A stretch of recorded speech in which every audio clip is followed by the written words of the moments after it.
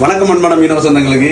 நம்ம வெளிநாட்டில் பிரியாணி வைக்கிற வீடியோலாம் நிறைய போடுவோம். நான் இப்போ தான் வீட்டுக்குள்ள வந்தேன். அக்கா இங்கே பிரியாணிக்குள்ள வேலையெல்லாம் பார்த்துட்டு இருந்தாங்க.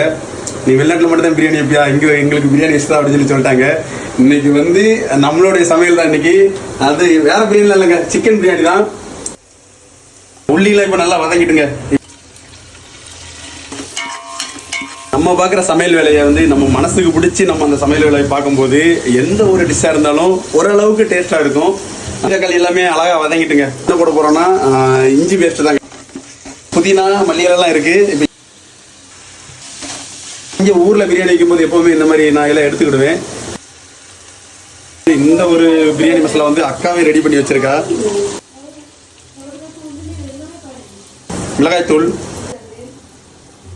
மஞ்சத்தூள், இது என்ன கேட்டீங்கன்னா தேங்காய் பால். பிரியாணிக்கு எப்பவுமே தேங்காய் பால் ஊற்றி பிரியாணி வச்சா நல்லா இருக்குன்னு சொல்லுவாங்க. அதனாலேயே ஒரு 2 தேங்காய் எடுத்து அரைச்சி தேங்காய் பால் எடுத்து வச்சிருக்கு.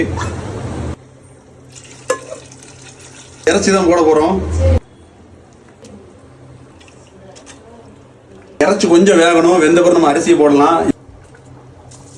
சீரக சம்பாவாம் இதுதான் பிரியாணிக்கு நல்லா இருக்குன்னு சொல்றாங்க. எனக்கு என்ன தெரியல. நம்ம மூட தான் போறோம்.